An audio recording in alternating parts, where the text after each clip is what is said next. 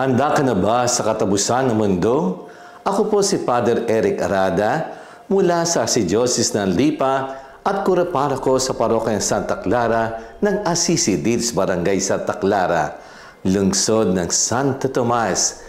Ngayon pong linggo ay tinatag natin World Day of the Poor. Magandang araw sa ating mga faith friends at sa ating kalakbay, sa ating buhay pananampalataya at patuloy ang pagninilay at paglaganap ng salita ng Diyos.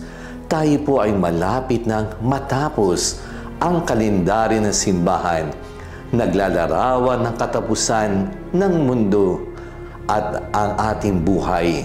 Itinuturo sa atin ang gawang pagliligtas ni Jesus at ang kanyang tagumpay para sa bayan ng Diyos at sa katapusan ng daigdig. Laban sa kalaban ng kasamaan, si Jesus ay isang propeta at tagapagligtas natin.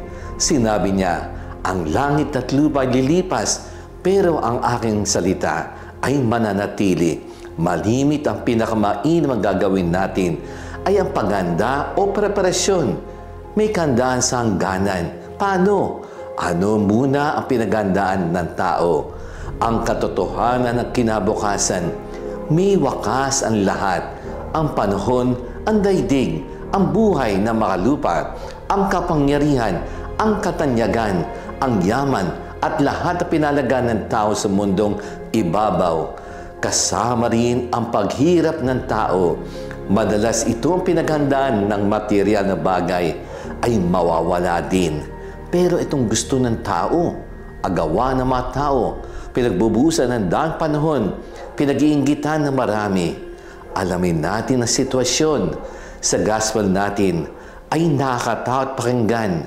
Doon dumating ang bagyong Christine. Akala nila ito na ang katapusan ng mundo. Para sa iba, ang katapusan ng buhay na makamag-anak nila at kaibigan.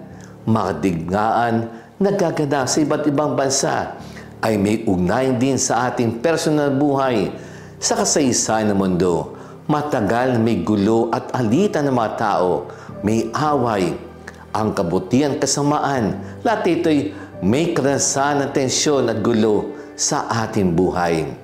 Meron tayong pakipaglaban sa kasalanan at biyaya ng Diyos sa ating pamilya, sa ating barangay o sa buong bansa.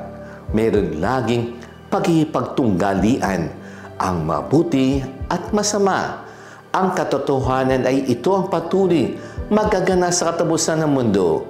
Huwag tayong mabibigla na kung saan kang pupunta, saan panahon o oras ay meron kang napapansin kasalanan. Huwag natin asahan ng perpetong kapayapaan sa mundo natin. Mahirap hanapin ang langit dis lupa. Kailangan harapin natin ang kasalanan kahit saan at kahit kailan. Pero ang maganda, sa gitna ng ating mga panggamba at takot, meron tayong biyaya ng Diyos. Ang gospel ay hindi panakot o babala, kundi pangako ng Diyos. Alam natin sa climate change, palakas ang mga bagyo, pagwasak ng kapaligiran. Sa grasya ng Diyos ay mananaig at ang bayan ng Diyos magiging spiritual na ligtas. Sabi sa gospel, sa katapusan, titipunin ang anak ng tao na mga pinili ng Diyos, ang grasya ng Diyos na magbibigay ng lakas at tapang sa atin at ang kaligtasan.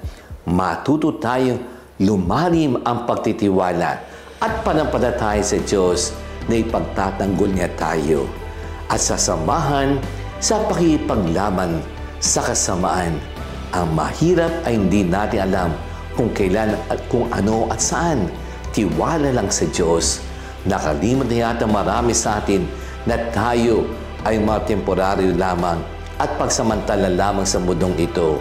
Paghanda ang pinakamabisang tugon lagi sa mga nagaganap. Mahirap na lagi sabihin, bahala na. Ang taong handa para sa wakas sa kanyang buhay ay may payapang kalooban. Magkakaroon tayo ng malinis na kalooban na isang pusong naktuon sa Diyos at ng isang buhay na ginugugol sa pagtalima sa nais ng Diyos. may bukas pa, may pag-asa pa. Let us pray.